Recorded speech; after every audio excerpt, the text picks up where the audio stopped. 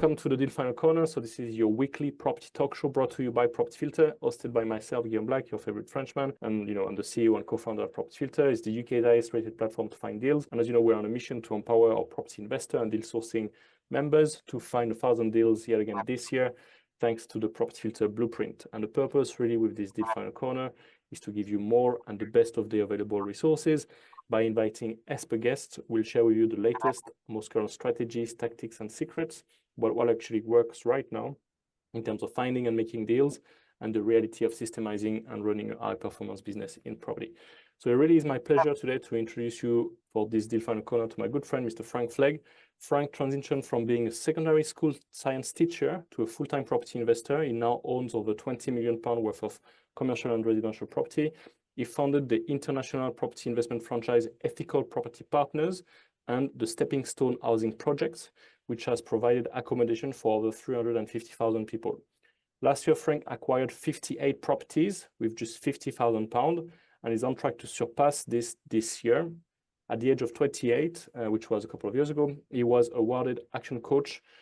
Action Coach is Action Coach UK's Business of the Year, and has collaborated with notable figures like Dove the Roofs, who was an advisor to Robert Kiyosaki. And we met with Frank 5-6 years ago, actually. The now Property Filter team and I were students of Saj Hussain, and Frank presented and really opened our eyes to the power of assisted sales, the power of momentum when you are looking for deals. And for us, this really means, this mindset that looking for 10 deals is actually easier than looking for 2. And also, and I remember quite vividly, the actual cost of finding deals. And this stayed with us and was quite influential in the way we built our portfolio and indeed the way we built Property Filter. So I'm really happy and excited to have Frank on today's Deal Final Corner, and I can't wait to hear more. So what can we expect today? So Frank will talk us through about what most investors don't know about stamp duty and land tax, how you can reduce your income tax from property by a lot, and why you should be thinking about your capital gains tax and your inheritance tax right now from the get-go. And all, and what does this mean in terms of your ability to do more deals. So I'm very much looking forward to hearing Frank's talk today. So please give a massive Property Filter virtual welcome to Mr. Frank Flegg. Thanks, Graham. I love it. I love it. I didn't know that about Saj Hussain. Saj and I are good friends, and I didn't know that we'd met a few years ago. Hiding in the room. Ah, I didn't know that. That's so interesting. I remember that event. I remember coming to Saj's event. And also welcome to a few people that I know. I've recognized a few names there. Dermot, good to see you, sir. Dermot's a client of mine. And Clive Cass, we have spoken quite a bit recently. Welcome, sir. If there are other people in the room that I haven't recognized that I know, then welcome as well. Sorry if I haven't named you, but there's just certain numbers, certain people popping up on my screen. Awesome. Guillaume, when do we have to wrap up by? What's the deadline for this? I've got all day, but you might not have. Yeah, we try to keep this to until 2:30 today. And okay, so just an hour. Okay, so 2:30 cut off. Yeah, if you can leave, we can leave sometimes for questions as well. But then I'm quite liberal in terms of if we run over, it's not. I'm not going to unplug everything, but it's just to respect everyone's time as much as possible. Absolutely. So awesome. Thank you, Graham. I will be ready to take questions at bang on 2:30. So here's how I roll, guys. I have got an hour's content for you, so I can present to you for an hour. I hope you'll find the content really, really valuable. But I'm a school teacher by training, as Graham said, and I love questions and I love interactivity. So if you want, I'm not going to read the chat while I'm presenting because that will slow me down and distract me. I'm a typical man. I can't multitask. But if you put your virtual hand up, so if you click the button and your virtual hand comes up, you'll come to the front of my screen and I'll unmute you and you can ask questions. The one caveat is every question I answer, I'm not going to get through my content, okay, which I'm cool with. I'd rather be interactive, but I won't be able to get through everything. So just we'll work as a team on that. So give me a thumbs up if I can crack on with my presentation. Brilliant. Thank you. So virtual hands up if you want me to unmute you and you want to ask a question. So I'm going to go pretty quick just because that's how I roll. I'm really fast paced.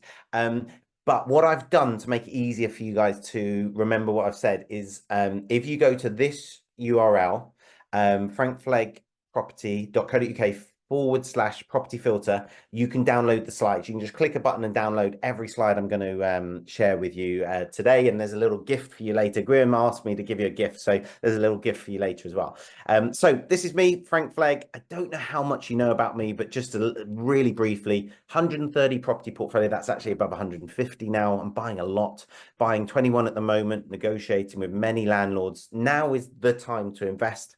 I'm going to talk more about that. I've taught thousands of people to invest in property over about a 15-year period, and I just love it. I talk to my kids about it being like Monopoly in real life.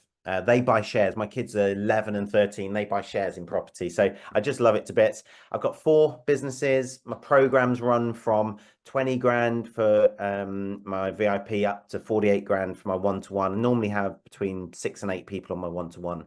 I've started the Stepping Stones housing project, which is on 350,000 occasions, we've had someone sleep in one of our beds rather than on the street or sofa surfing. And I'm a loving dad, loving my winter sports. You might have heard me on the SPI podcast. That's the Sophisticated Property Investment Podcast. We've now got 300 plus episodes, 75,000 downloads, and we're there every Thursday on that. So this is what I have planned to cover today. What most investors don't know about stamp duty land tax. I'm going to talk you through my take on stamp duty, how we've saved hundreds of thousands of pounds on stamp duty over the last few years. And in fact, I've got one deal that I've recently done where I can show you what we saved, but I can also show you that the person that sold to us wasted 6 figures in tax as well. How to reduce your income tax from property. So if you've got properties, how to reduce your income tax bill on that, which is a big deal, given that we've got Section 24 mortgage rate relief being, well, it's now in full effect. And why you should be thinking about capital gains tax and inheritance tax right now. HMRC are really good at stopping you doing things retrospectively, but they're not that smart in stopping you do things if you have forethought and plan. So I'm going to help you plan for CGT and IHT. And that's what I'm planning to cover. Give me a thumbs up, please, if that is all cool and that's going to be what you want from today. Loads of thumbs up. Brilliant. By the way, some of this you might have heard before, some of it you might know already, but you've never heard this today at this stage of your property journey. So my suggestion to you is to have the mindset of, I'm going to learn loads, and isn't that interesting? So when you see something that you've seen before, go, oh, isn't that interesting? Because now your brain's going to engage and you're going to actually apply it and process it as if it's fresh. Guillaume asked me before this interview, before this session, he said, Frank, can you give something away to the guys? Like sometimes people give an ebook, sometimes people have you know, the slides and some resources, etc. So I went to my team and I said, look, what can we give away for free to the Property Filter community? By the way, I'm a massive fan of Property Filter. We use it ourselves. Our team use it for sourcing, and as Graham says, we're buying 100 properties in this 12-month period. We bought 58 last year, all from motivated vendors, not a single retail investor, not a single retail vendor, not a single conventional traditional purchase. And we're using Property Filter more and more to source those motivated vendors. A lot of my clients use them. I'm guessing that's why Dermot's here, because do you use Property Filter? I'm guessing, Dermot? Yeah, absolutely. So I'm a massive fan. And so what I said to the team was, how can we thank Graham and the Property Filter team? And we came up with this. So I am, everyone that's on here for the duration of this webinar, right? I'm happy for you to go to that same URL. And if you have a look below the slides, you can register for my 2-day £1 million deal master plan event. Now I'm going to show you how I have done deals that have made me £1 million on day one, £1 million in equity on day one, as well as how I'm building that portfolio using very little of my own money. You can get a free ticket to that 2-day event by clicking on the link below. So that's my gift to you because Graham asked me. So health warning. I am not. My pleasure, Graham. I saw the thumbs up there, and my absolute pleasure. So here's my health warning, guys. I'm not an accountant. Always seek your own professional advice. So I'm going to share with you how I've done deals. I'm going to share with you my approach to investing. But you always need a lawyer if you're doing a sophisticated deal, get a lawyer involved. Commercial lawyer, conveyancing lawyer, and an accountant. You need that. If only because they are insured. I'm not insured. So I'm telling you how I've done deals. I'm telling you what I've done, but I've done all of these deals with my professional advisors, putting in writing how to do the deal. So if it goes wrong, I can go back to them and I've got legal redress. They're insured.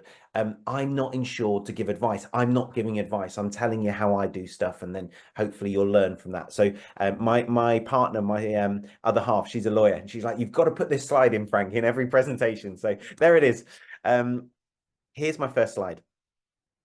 We are allowed to structure our property investing to minimize tax. Now, let me slow down on that. This is Lord Tomlin's dictums about 100 years ago, roughly speaking. IRC was the name of HMRC back then against the Duke of Westminster. And what he says, I'm going to look, I've got 3 screens, so just bear with me. And my eyes, I can't see it on there. Every man is entitled, if he can arrange his affairs so that the tax attaching under the appropriate acts is less than it otherwise would be. If he succeeds, so basically you can structure your investing, your business, to pay the minimum tax.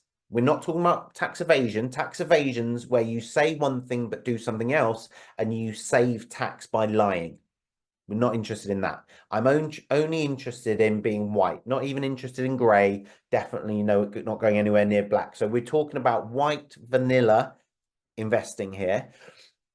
We can structure our deals to pay the least amount of tax. That is allowed. And what he goes on to say is if he succeeds in ordering them so, it's old-fashioned English, as to secure that result, i.e. you can pay less, if you succeed in paying less tax, then however unappreciative the Commissioners of Inland Revenue, that's HMRC, or his fellow taxpayers may be of his ingenuity, i.e. how creative we can be. Now, I pride myself on my creativity and my ingenuity.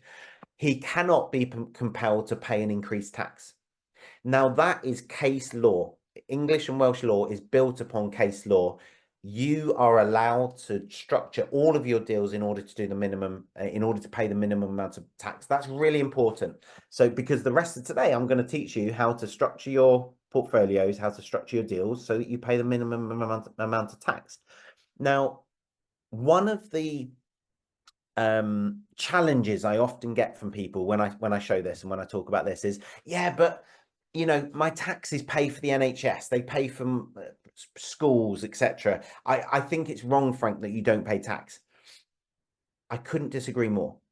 I pay a lot of tax. I pay the actual amount of tax that I am supposed to pay. But what I also do is I don't pay a penny more tax than I need to. And the reason for that is I love donating to charity. That's why I have a housing project. I donate a lot of money to charity, but I choose which charities to donate to. If I want to donate to my local hospital, I will. I don't want to donate to Westminster so that politicians who, by the way, earn a lot less money than I do. Prime ministers on a very, very low salary. Go Google what he's on. He's on a very low 6-figure salary. I don't want to give my money there so that they can buy, a little bit political here, I'm not party specific at all, but so that they can have wine and cheese in their back garden. I don't want to pay for that wine and cheese. I'd rather donate to my local school or my local hospital or set up my own charity. So please be aware, I am not against donating to good causes. I love that. But I am against paying excessive tax, more tax than I need to. And by the way, if you get through a year and you pay the minimum amount of tax, you can always donate to HMRC. You can say, I'd like to make a donation. Here's 100 grand. You're welcome to do that. Cool. So I'll get off my soapbox. These are the 4 main taxes that we pay as property investors. And you get these slides, by the way. You might have downloaded them already. They're on there. Don't bother writing all this down. I'd rather you put your hands up and start asking questions. Can someone just test putting your hand up electronically so I can make sure it pops up on my screen? Thank you. Great, Chris Bennett, you have popped straight up, sir. That means it works. Great. Put your hand down, Chris. Thank you so much. So if you have a question, just pop your hand up.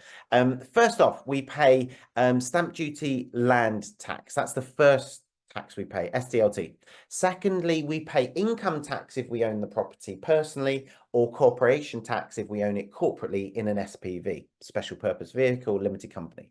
We also pay capital gains tax when we sell the property, or corporation tax if we own it in a company, and we pay inheritance tax. Now, there's actually a fifth tax, which is a bit of a stealth tax that they've snuck in the last few years, and that is licensing. So they now charge us to license our properties, which is a bit of a sneaky one, because they go, oh, it's only £8 a week or whatever, but that's actually £1,000 every 5 years, which we never used to pay. But I'm not going to get political. It's just another tax. And by the way, I am a massive fan of all of the changes that have come about in the last 10 years that have made it a less hospitable environment for property investors. Now, that's quite a statement. Why? Why am I a massive fan of all of those changes? It's because it has meant that lots and lots of buy-to-let landlords are selling. Lots of them have got themselves into situations where they now have said, you know what, I've made good money from my portfolio. I got in when I really liked the environment, and now I'm finding it quite inhospitable. I don't feel appreciated. I'm going to exit. And that means that I can buy way more properties than I've ever bought. This year I'm buying 100. Last year I bought 58. The year before that I bought 30. And the 10 years before that, I bought anywhere between 4 and 8. Now that is a massive increase. And I promise you this, I've not got better. I have got a bit better. I've not got loads better. I've not got 10 times better in the last 4 years. It's because the environment has got better. The environment is now a buyer's market. And here's why. Here's why it's got better. Health warning, I'm going to keep showing you that throughout. A lot has changed that has affected tax. The property market has still gone up the whole time.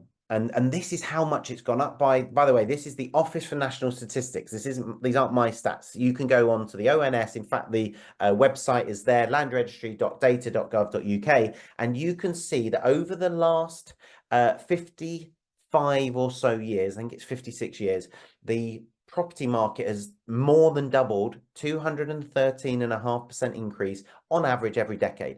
Now, that is unbelievable. And when we're looking at that, the question I ask myself is, how many boats can I get on that tide? If the tide is just constantly, now it does come down a bit. If you look really carefully, look, there's a little drop there at 2009. Yeah, that was the global credit crunch. There was a little gradual drop here around the early 1990s. And look, we do have a little drop here. Look, over the last year or so, a little drop there. But look, the tide goes up, it comes down, and then it goes higher, and then it comes down, and then it goes higher. That's because we live on an island, we have overpopulation, we have lots of incredibly high divorce rate, all of which mean we need more and more property. So how many boats can I get on the tide? Well, as many as I possibly can. So I just want as many properties that I control, that I own permanently, that are going to go up on that tide. That's the game that I'm playing. And it's a bit like playing Monopoly, and you just have loads of houses around the board. And then you have loads of red hotels around the board. And now it doesn't matter how lucky the other players are. If you've got red hotels and green houses on every square, you're going to win. You're going to make tons of money, and then they're going to go bankrupt. But here's the key thing. In real life, in Monopoly in real life, it's not a zero-sum game. That means that I can teach you to be better than me at investing, and some of my clients are better than me at investing, and they can do phenomenally well, and I can do phenomenally well. It isn't, one person wins and one person loses. Like in Monopoly, there can only be one winner. Sounds like Highlander, doesn't it? There can only be one. It's not like that, though. We can all be massively successful because there's so much property to go around. Great. I'm going to pause for 10 seconds. Any questions?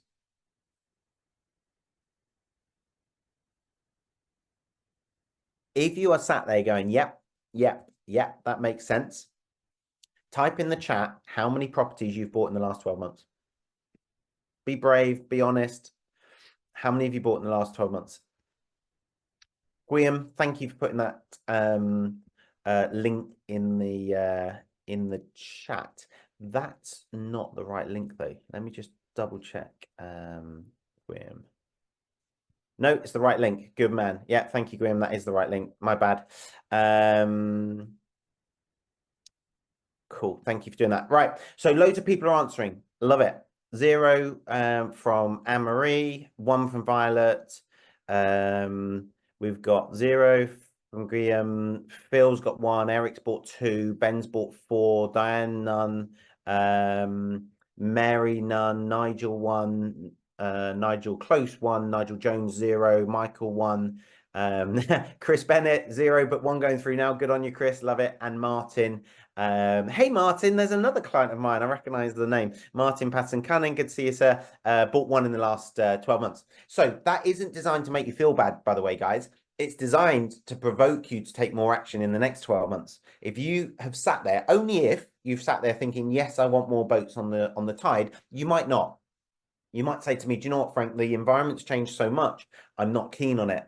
But when I show you how I'm investing and I show you how you can be tax efficient, actually, if you're willing to build a professional portfolio in a tax efficient manner, property's still massively lucrative. And the fact that so many landlords have exited, and they have exited in their droves, what that has meant is rents have gone through the roof. So I bought, in fact, I'm going to tell you about the deal in a minute. I bought a block of 6 flats in Ealing only 2 months ago, maybe 2.5 months ago now. And I've just had a management meeting on that block because we're just refinancing. Our bridge had a 3-month minimum term. The rents on that have gone up from, I think they were around 1850 per flat per month. And we are about to get 2,300 on one of those flats in 2.5 months. Now, yes, that's because some of them were under rented. But if we can get all 6 to 2,300, I've worked out that deal, we worked it out earlier today together, there's a £60,000 cashback on that deal within 6 months. So we've bought 6 flats in Zone 3 London, and within 6 months, it now looks like we can get £60,000 cash back. That's unbelievable, because that 60 grand can go and buy me another 58 houses next year. So it's really, really a good time to be investing, because as Warren Buffett says, when the flock are doing this, when they're zigging, you want to zag. When the market is fearful, you want to be greedy. And the market, the buy-to-let market at the moment is fearful. The buy-to-let market are exiting because they have been caught out by the changes in legislation and red tape. And by the way, no one's done anything wrong. The majority of investors have played the game by the rules. The trouble is the rules have now changed. So what has changed? Well, we've got Section 24 mortgage rate relief. If people own properties in their own personal names now, they are being slaughtered for tax. We are the only industry that gets taxed on turnover. We're the only industry in the UK that can be profitable until HMRC take their tax, and then we become loss-making. Goodness knows how that's fair. But here's the thing. There is no point jumping up and down and saying that's not fair. It's like Ronaldo running up to the referee and going, please, can I pick the ball up? If I can pick the ball up, I can throw it in the net. I'll score more goals. It's a pointless endeavor. It is what it is. And we've got to structure our businesses. We've got to adapt. We've got to pivot in a way that means that we are profitable. We've got stamp duty surcharge. No one predicted 3% stamp duty being whacked on second homes. That just came out of nowhere. I would do a lot of reading. I didn't read that anywhere like a year, 2 years, 3 years before. We've got licensing, selective licensing, which is just a 5th tax on property, as I said just now. We've got right to rent. Hang on a second, just for a second. The government have border force or the customs and excise, whoever it is, I think it's border force, isn't it, that protect our borders. But now we are unemployed volunteer border force, whereby we check their passports to make sure they're allowed in the UK. What? For free? But there's like a trained force to do that.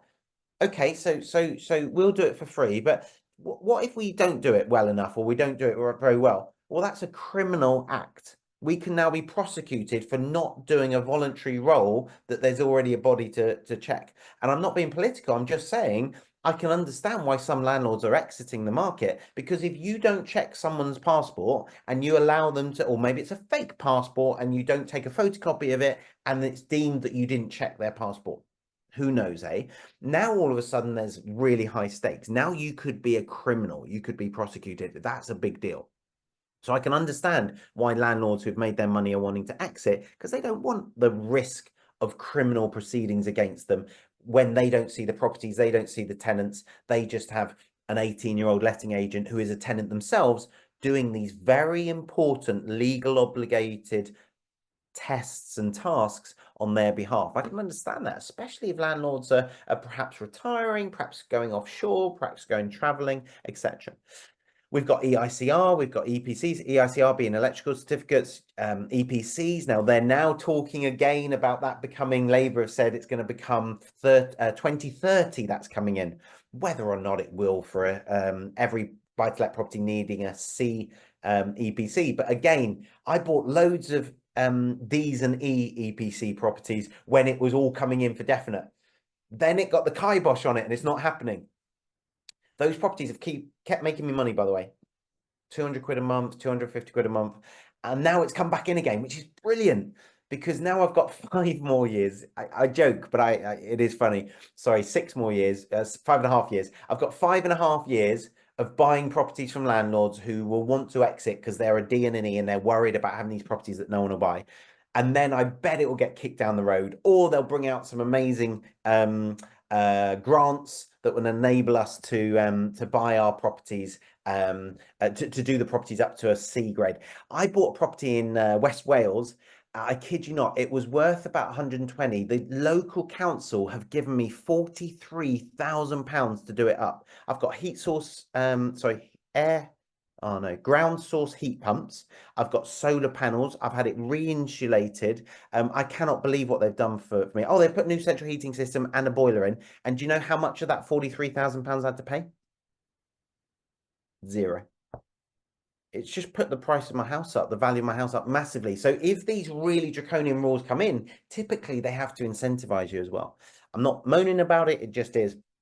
Interest rates have gone up a lot, although they're just starting to nudge back. I think we've just seen a 25 base point drop. And of course, the media keeps saying it's rubbish, it's rubbish, it's rubbish, buy-to-let investing, by the way, until it flips. And then they'll say, it's amazing, these greedy landlords are making so much money. They never say it's okay or it's going okay. It's in a sustainable spot. Okay, so all of these changes mean basically one thing, and that's that how we invest has changed, but that means tax that we pay has changed. This is how it looked when I was investing in 2009. 95% of the deals I bought were from owner-occupiers, 5% from landlords. That has completely switched.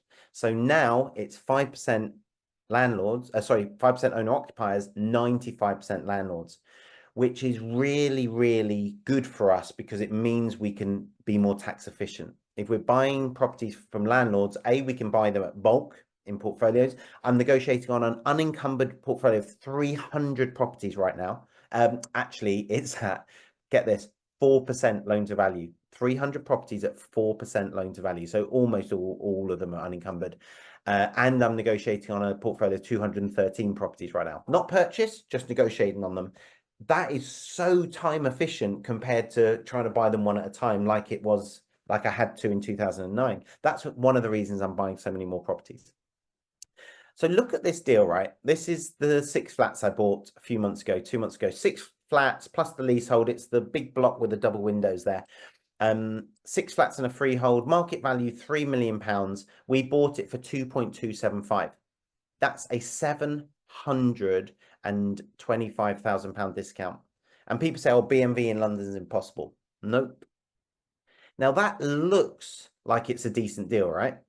24.2% below market value, zone 3 in London. It actually is not that great a deal. And the reason for that is it wasted £220,000 worth of tax completely unnecessarily. And the reason for that is because the person we were buying from did not know what they were doing. It almost makes me cry that we paid 220 grand too much tax. So the devil's in the detail, and I'm going to run you through that transaction, and you're welcome to ask questions. So the vendor on the face of it did a really good job. Now, this came to me from a property sourcer. The property sourcer could have got this deal for 1.9 million just 9 months ago, but they had it in their hands and they didn't know how to buy it. So this investor bought it, but this investor clearly didn't know what they were doing because they bought it on really expensive finance, is my suspicion. They bought it in their own names, which is crazy. They tried to create their own leaseholds and made a mistake and got the leaseholds all wrong. Like, if they could have done it wrong, they did. So they clearly do not know what they're doing, but because they're in the right place at the right time, this might have been the only chance in their lifetime they had of making money. And by the way, this is a £3 million portfolio. They could no works have been done on it. This is all paper. It's like paying Monopoly. You write on a bit of paper, you sign it, and you make, well, 725 grand in one day between three of us. The sourcer, I gave a third to the sourcer. Who's paid a sourcer a third of a deal before now? That's pretty unusual, but it's because they are an agent, a very active agent in that goldmine area. And we're about to buy another block. In fact, it's the block opposite, the block that adjoins it, for 25% below. We're also about to buy 32 units there, and we're going through legals on what's going to be a 6-bed HMO, all within about a mile of their offices. So by giving that sourcer, that estate agent and letting agent, a third of the deal, now they're bringing every deal to us. They were on that strategy meeting a couple of hours ago. So it looks like this investor's done a good job. They've bought it at 1.9. The sources are now kicking themselves because they could have made 375 grand more with us, but it's okay. We still did well. But here's why they absolutely messed up on the tax. I've done it in red, and I'm going to look away because it's small on my screen. And in fact, I can if I turn my video off, does that make it bigger for you? No, I'll leave it like that. Otherwise I'll get a bit confused. If I turn my video off, can you see it bigger now or not? Did it just get bigger for you? No. Okay, I'll turn my video back on then. I thought turning my video might make it bigger. No worries. So can you see it though? Thumbs up if you can see the text, yeah? Yeah, great. So if you have a novice vendor and a novice investor, or novice purchaser, this is how it would be structured. This is how they'd structure it. So the vendor would buy it they bought it out of a repossession. They bought it at 1.9 million, brilliant, but they bought it into their personal names. And they bought it, my strong suspicion is because they did so much wrong, at residential rates. So they paid residential stamp duty on the freehold of the property. They bought it was on one title. They bought it on one title, and they paid £196,250 in stamp duty. That's the first thing they did. By the way, I was told to pay more stamp duty than that by my lawyers on this deal.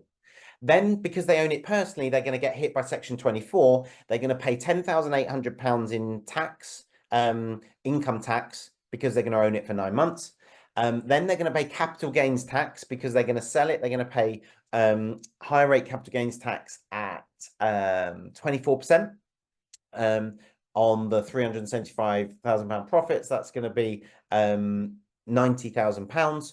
And they're going to pay second purchase stamp duty. So I'm going to pay stamp duty. If I'm a novice, I'm going to buy it into my personal name or into my company if I know a little bit about what I should do. And I'm going to pay £250,000 in stamp duty. That is £549,550,000. Give me a thumbs up if that makes sense in total tax. Great. That's a shed load of tax, right? £500,000 tax to just buy £2.275 million of property. But that's what would have happened, except I know what I'm doing. So when I bought it, we've got a novice vendor and an expert purchaser. So he had already paid the 196, can't do anything about that. He still made his 10,800, which made his ownership over 9 months loss making. He will still have paid his capital gains tax. He was a distressed seller, by the way. otherwise, why didn't he sell it at 3 million quid? Why didn't he split the titles and sell it at 3 million pound over time? It's because he borrowed too much money and he couldn't service the debt. But now I stepped in and my lawyer said, you need to pay 252 grand in tax, Frank. And I said, I don't think I do. I think I can pay commercial stamp duty on this. And she said, well, no, it's residential. These are buy-to-lets. And I said, I think I can pay stamp commercial. And she said, well, with all due respect, Frank, I'm the conveyancer. This actually happened on this transaction. With all due respect, I'm the conveyancer. I have a responsibility to make sure you don't evade tax, not pay tax you should pay. And I think it should be the residential rate. So I went, and I wasn't 100% sure, but I'm a generalist and I know my stuff pretty well. So I went to a stamp duty specialist and I got them to put in writing that because it was 6 or more residential units, I could elect to pay commercial stamp duty. That was put in writing. I went back to my conveyancer and I said, look, I now have it in writing from someone who is insured and is qualified to give advice. And they say I can elect to pay commercial stamp, which means I only need to pay 103. Then the lawyer said, well, now I have that in writing, I can pay 103. So I saved, what's that, £149,000 in stamp duty just by going to the right person in my little black book. Do you know how much that advice cost? Type in the chat how much you think it cost me to get that in writing.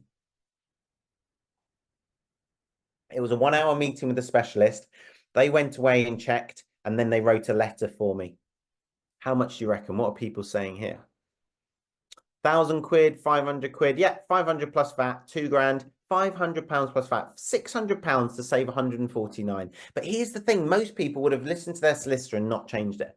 Now, what would have happened if the vendor knew what they were doing? We've already saved 150 grand's worth of stamp. Now, we could have, I can't do any better than that because I can't control how they've bought it. But look at this. Look at what they could have done.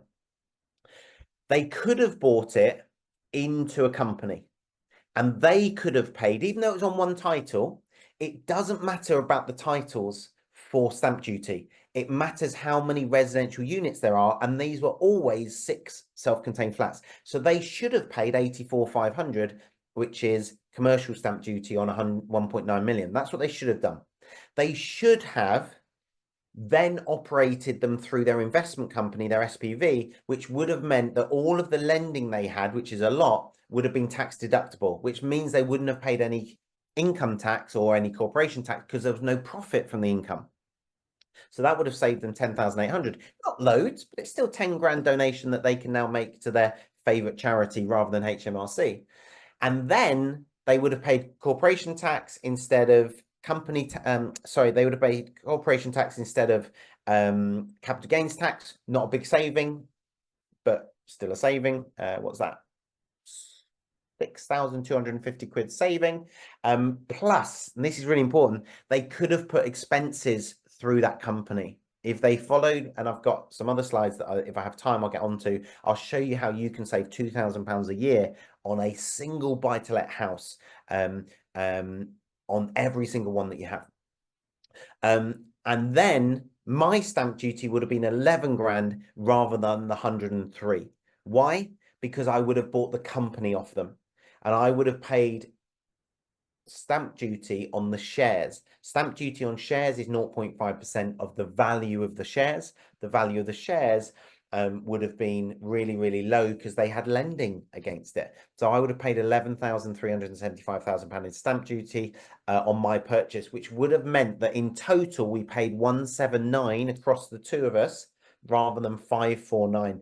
Now you might think, what does it matter if they save stamp duty? Well, and tax loads, because now they could have sold it to me for less because they wouldn't have had all the expenses, and I could have paid more for it because I wouldn't have had so many expenses. So if I save 90 grand in stamp, I can pay 90 grand more for it. So that 370 grand, we could have just split in half. They could have had, I'm going to do that in my head. 370 grand is 185 grand each. They could have had 185 grand more profit, and I could have had 185 grand more profit. That takes their profit from 375 up to goodness knows. So this is what's possible when you know what you're doing. I want to introduce you to Maddie. 30 seconds on Maddie. Maddie had never bought a property before she started working with me 8 years ago. She only owned her own house. Her net worth was £100,000. She today has 103 units. She has £6 a month passive income, which is growing all the time. And her net worth has more than 10 times. Plus, really importantly, Maddie runs a church in Northampton. She houses 72 otherwise homeless people every night. So I've covered the first of my 3 objectives. Any questions on that before I move on? I love Hi, it. Frank. Yeah, I've got a question, if that's Sure. okay. Is that Chris? Yeah, go ahead, Chris. Yeah, I've actually put it in the chat if you wouldn't mind having a look at it. Yeah. Do you think I can pay the lower commercial rate of stamp duty with the one property I'm currently buying in my limited company? It is currently owner occupied and will become a single let 3-bedroom house. No, mate. It has to be 6 residential units to qualify as a commercial deal, basically. So it only works on, if it was 5, I couldn't have done it. And if it's owned in personal names, then you can't pay stamp duty on the shares. So it only works if you're buying a commercial property, obviously, or if you're buying 6 or more linked transactions. So 6 or more properties from the same people or same controlled entities, or if it's already in a company, you can buy the company. So I'm buying 11 properties at the moment in Scotland with a client of mine, and because they're already in a company, we're just buying the company. We're just transferring the shares and paying 0.5% on the value of the shares, which is saving us over £100,000 in stamp. Yeah, which is a massive saving because you have to pay stamp duty within 14 days of completion. There's no avoiding it. Yeah. Okay. I wondered if it was 2 or more actually, but yeah, you say it's 6 or more for this multiple dwellings relief, maybe it's called, or yeah. So MDR, multiple dwelling relief, was 2 or more, and it then would have worked. But multiple dwelling relief was taken away in April. That's now gone. Okay. Yeah, so that no longer exists. But for the last decade, we were using MDR on 2 or more properties. In fact, and this is probably why they did it away, you could even buy £1 million house, and then you could buy a 40 grand flat off them and pay the average of the 2, which was amazing. It saved you so much money. And it was because people were doing that and people going, oh, hang on, let's just put a bathroom and a kitchen in your garage and we'll call that a dwelling, because it is now, whack that in for 5 grand and save 50 grand in stamp duty, and we'll split title as we buy it, and we'll buy the 2. There were so many loopholes with MDR, which is why they got rid of it. But it sat there for a good decade or so where people made hay. Yeah. Yeah. Okay. Good stuff. Are you able to share the name of the tax company for everyone? I don't know off the top of my head, Chris. Sorry, mate. Yeah. Sorry about that. But you could Google stamp duty experts, etc. Yeah. Right. My little black book is quite valuable as well, Chris. Could you just share your lawyers and your accountant and your tax specialist? I'm kidding. I'm kidding. Right. Let me see how much more I can cover in the time we have available. What do we got? 16 minutes. So a lot of people don't know what I'm about to share with you. It's not clever, but it's very sensible.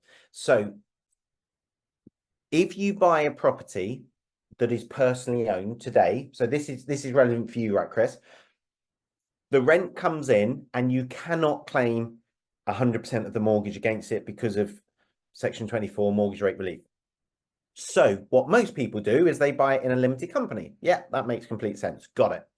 However, you can't put, well, and do you see that? It's changed from a limited company to an investment company. Now, I'm not an accountant. Speak to your accountant about this. But if you put a property into a company, that is an investment company, and you want to keep your trading companies and your investment companies separate. There's very good reasons for that. I'm not going to cover them on this webinar.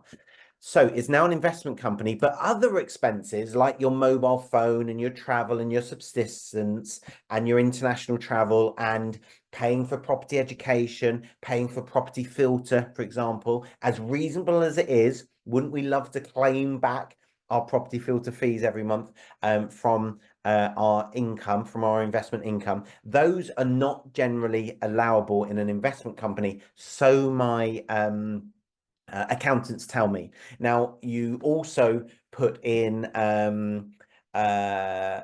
well, you might choose to put in your printer and your video camera and your iPhone because you need to take loads of videos, you need to communicate with people in business, etc., etc. Your new iPad, your new MacBook Air, etc. The expenses can get quite high, and you can't put them through your investment company, but you can put through professional fees. So here's what I do. I have a trading company. Now, my trading company charges quite significant professional fees for managing my investment portfolio. It finds the properties for my investment companies. It negotiates the deals, and then it looks after the investments on an ongoing basis. Now, you might think, well, how can a company do that? Well, of course, I do all the work. Companies are just bits of paper, but whom I work for is my choice. So I can work for a investment company and not claim all those expenses, or I can work for a trading company. We can claim professional fees, and all those expenses can go through the trading company. Remember, you get all these slides, guys, so you can just copy and paste them and share them with your accountant, and they'll tailor the strategy to your best situation. I'm not an accountant, and I'm not giving advice. So now you can put all of your other expenses through. And I said at the start, you can save £2,000 a year. Well, how much can these professional fees be? Health warning. Let's have a look at the professional fees. So you've got basic rental management. You could perhaps charge 15% of gross rent. You could perhaps charge 12%. What about new investment sourcing? If you source a £3 million block of flats for 2.275 million, can you charge 5% of the discount? Could you charge 10% of the discount? Could you charge 1% of the property value? 3 grand, 10 grand? I think it's very, very justifiable to be able to charge a big chunk of that. We don't pay more than 25% unless of a property's value, unless we can get all of our money out very, very quickly. So that's why we went 0.8% higher on the on those Ealing flats. But you can also charge for layers of icing. So if you put a billboard on the side of a house and the billboard pays £1,000 a month because it's on a busy road or on a busy roundabout, we call these layers of icing. You could probably charge 2% of that layer of icing, 10% of that layer of icing, £100 a month, because you've added value to that property. And then, of course, you tot all that up and you're charging this as a percentage of gross rent. And the reason you're charging such a high percentage is you want to move all the profit out of that limited company. You want to put the mortgage through, you want to put your letting agent fees through, you want to put your insurance through the investment company, but all those other, any excess profit, you want to move into your trading company legitimately if possible.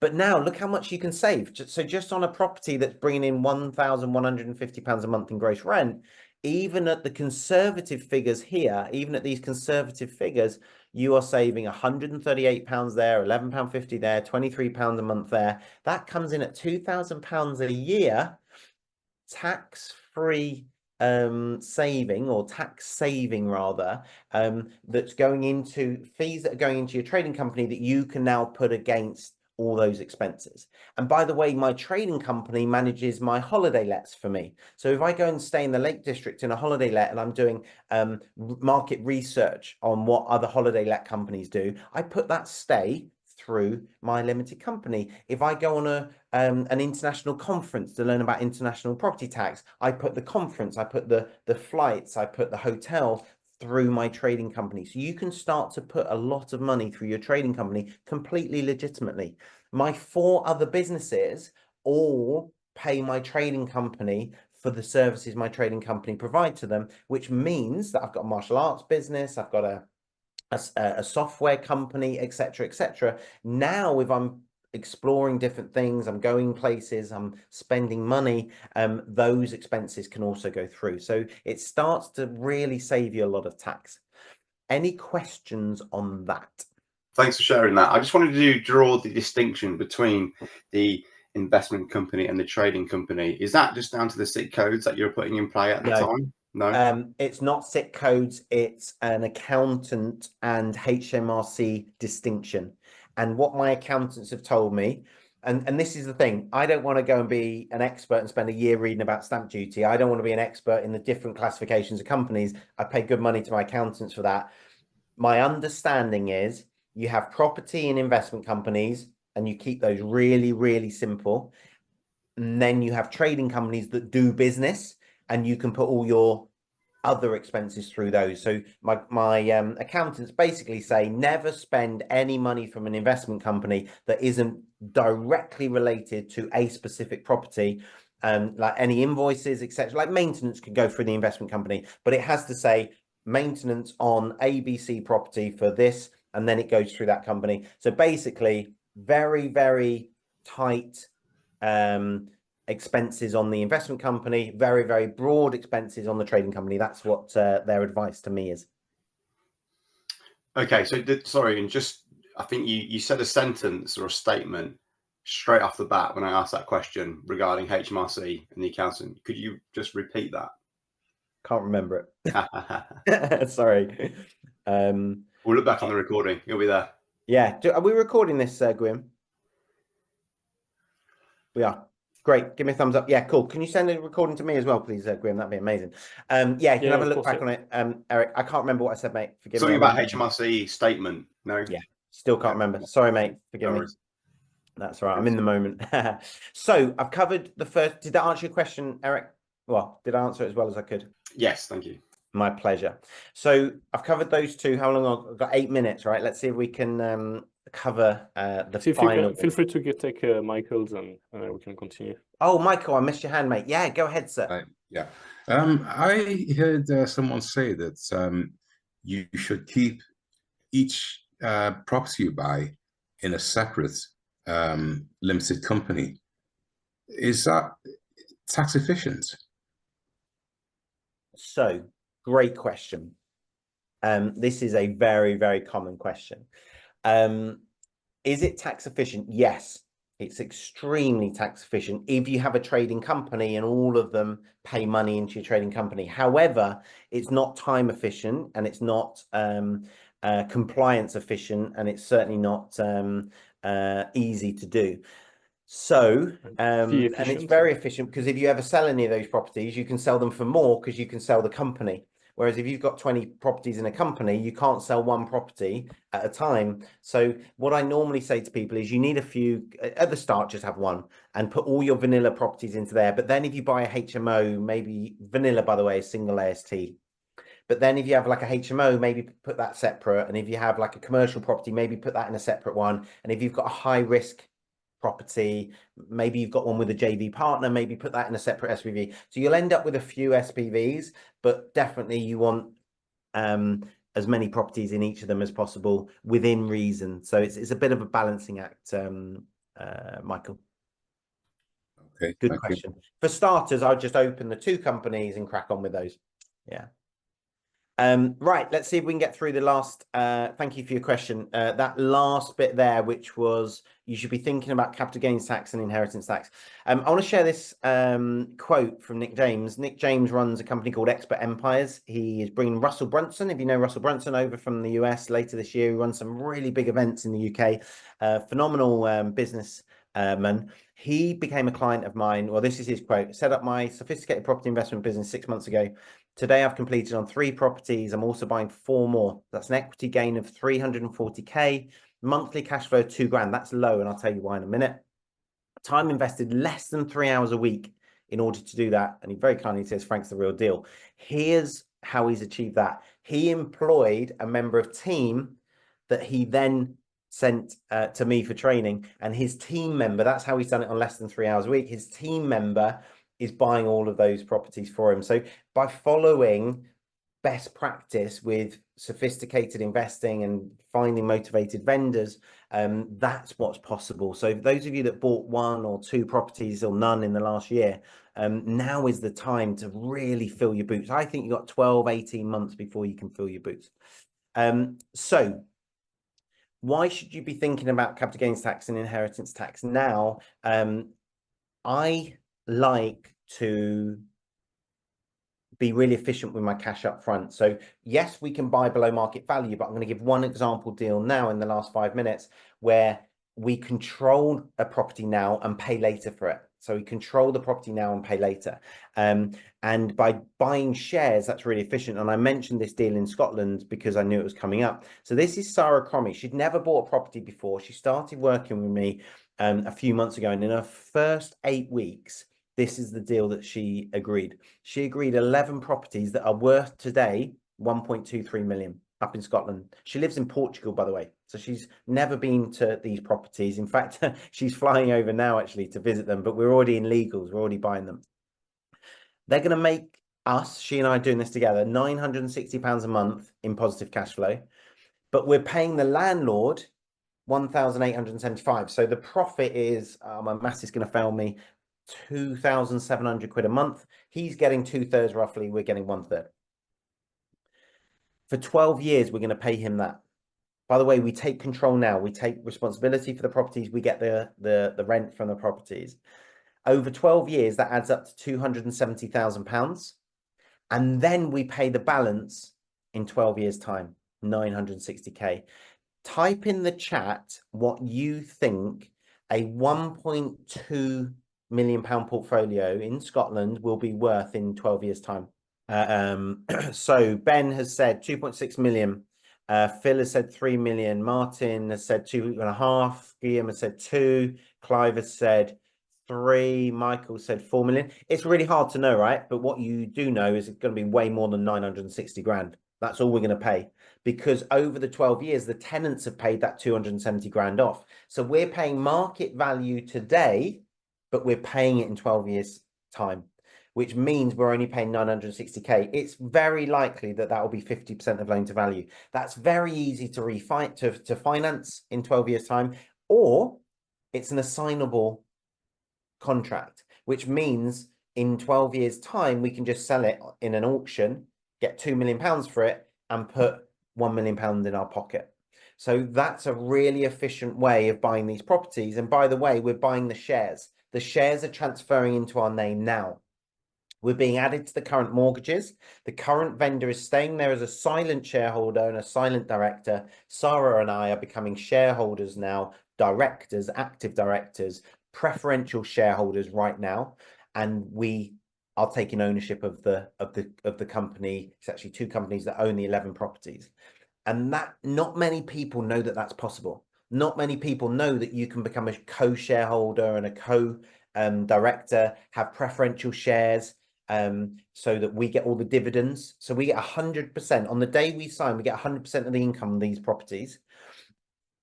But we can keep the existing mortgages because the same vendor is still on as the shareholder and he's still on as the director. So it's about working out what the vendor wants when they're motivated, solving their problem, and then structuring the deal in such a way as it minimizes tax, gets the vendor what they want. He's moving to South America. He just wants to forget about Scotland, never wants to go back to Scotland again, and he's going to get market value for his properties.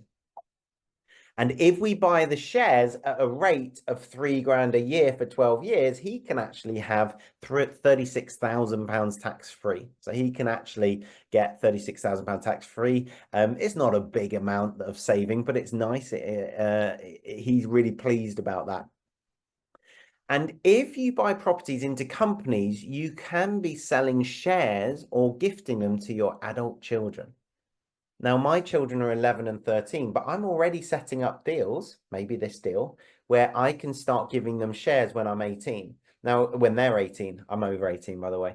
So when they're 18, I'll start giving them shares, which means if I die, now they can be low class shares. I can create C shares, which don't give them, I'm not going to go into the detail, but I can protect my interests in case they get married and get divorced. I can protect my interests in case they are sued, or perhaps they have a child that then they have to pay maintenance for. You know, you have to be mindful of the risks, but I can start giving them their inheritance early. I don't even have to give them access to that money, but I can just start avoiding. Avoidance is entirely legal, as Mr. Tomlin said at the start of the webinar, or start of the session, and so I can avoid that IHT, inheritance tax, quite easily.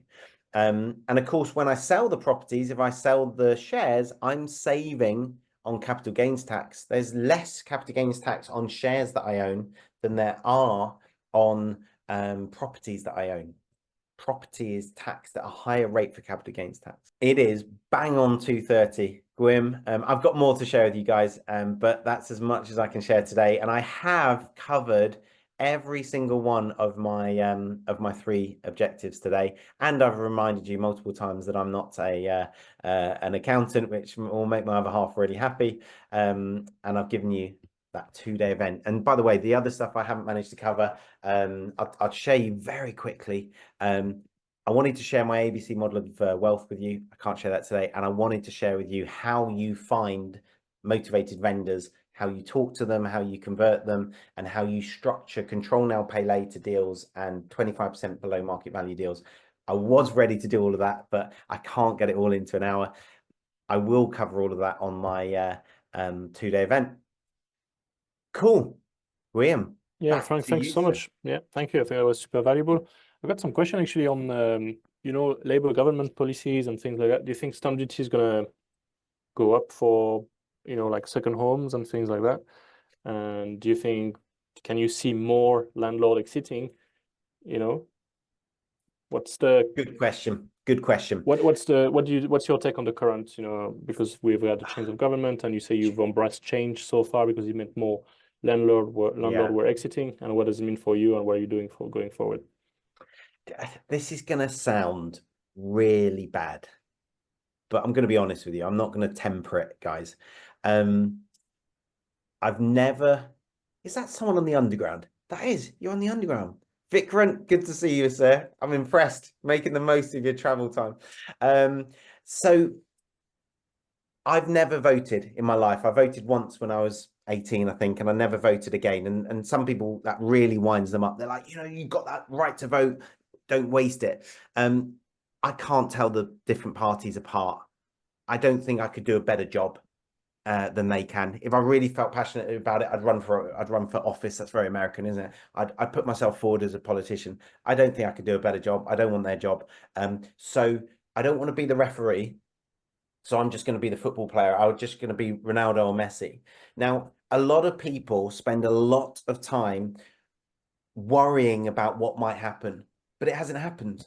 Like loads of people got really like, oh, what works am I going to do on each property? Let's get EPCs done, and get ready for if the EPC rules change, but they might never change. And so I am just laser focused on what is the game right now and how can I get as many greenhouses and as many red hotels and as many boats on the tide as I possibly can. It will sound really flippant, Graham. I couldn't care less. I couldn't care less what changes, because if they bring in rent control like they did in Scotland, everyone will go, oh no, rent control, and loads of landlords will sell. But here's the thing, when rent control came in Scotland, rents went up. They went up faster than in England, because every time you tell someone they can't do something, they want to do it more.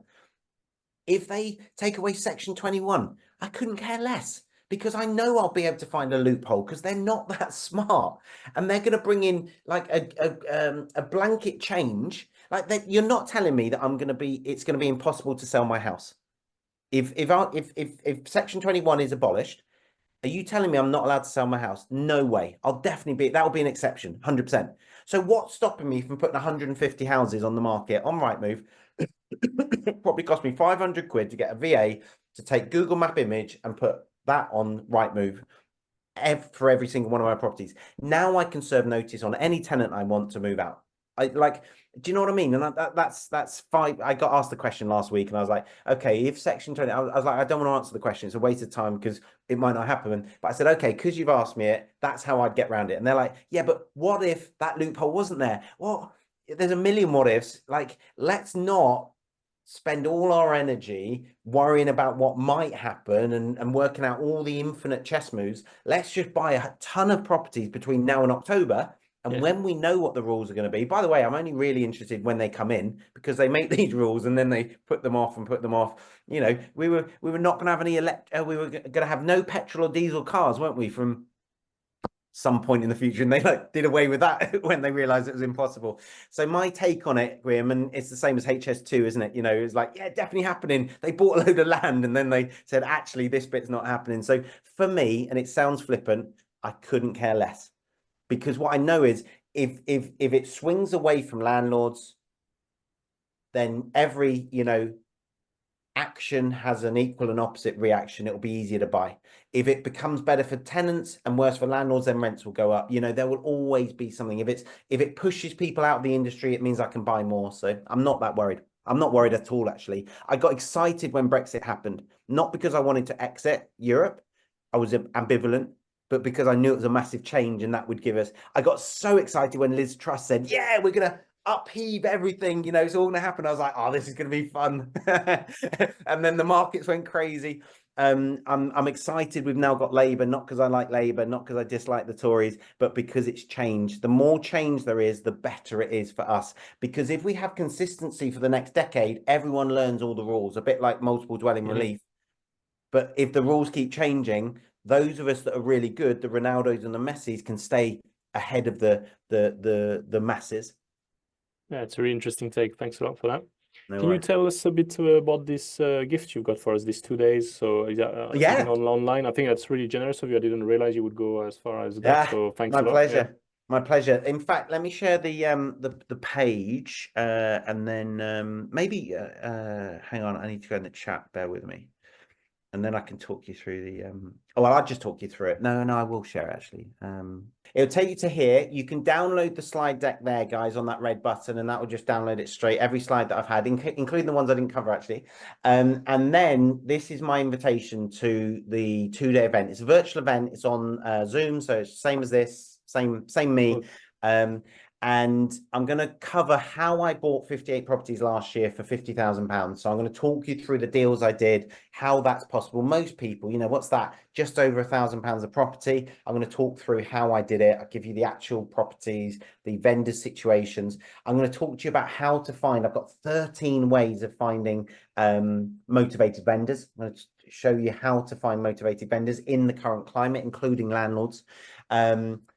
I'm going to talk you through the way that you negotiate with them. I'm going to share my actual script with you, how we meet with vendors, how we sign them up, how we buy properties from them, and how to structure those deals, either below market value deals or control now, pay later deals. And we're doing about 50-50 of each at the moment. And there's loads and loads of opportunities for Q&A. So asking me about stuff. So it's loads of real deals that we've done, loads of real deals that we're doing, and also lots of opportunities for you to go through your portfolio and for us to analyze those properties. I've got some deals that we've done that are bringing in over £3,000 a month from one property. So I call those mega deals. They don't come along very often, but I've got a few of those that I talk you through on the 2 days as well. Yeah. Well, that's awesome.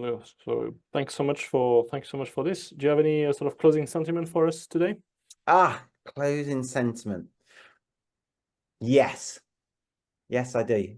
That's what Tim Ferriss does. He says, if you had a billboard, what would it say? I don't know if you follow Tim Ferriss. It's a Chinese proverb. The best time to plant a tree was 20 years ago. The second best time is today. So if you're sat there thinking, we've got a perfect buying environment, I've got 3 properties, I've got 10 properties, I've got 1 property, I've got no properties, the best time to start buying them is today. I can see I've got a couple more clients. We have a lot of clients in common, Graham. I can see Kerry there in the background. Hey, Kerry. I can see David there. You've popped up, David. Good to see you, sir. If I've missed any other clients, apologies. But Graham, that's my closing sentiment. Just start. So that's a bit like Nike, isn't it? Just do it. Yeah. I agree. Yeah, thanks so much. Thanks a lot, Frank. Really appreciated you coming today and sharing all this value and also this super gift. So very grateful for that. Thank you all for joining us on today's Deal Finder Corner. Do take on Frank's offer, to spend 2 days with him on Zoom on the weekend at the end of August. That's pretty super generous. So really appreciate that. And in the meantime, visit propertyfilter.co.uk, log on to your Property Filter account, have an endless supply of deals, join the top 1% and become a high achiever deal finder. Do more deals in less time. I hope you enjoyed today's Deal Finder Corner like I did. And I look forward to seeing you next week. Thank you very much. Cheers, Graham. Great to see you all, guys. Hopefully see you sometime soon. Cheers. Bye. Thank you. Bye-bye.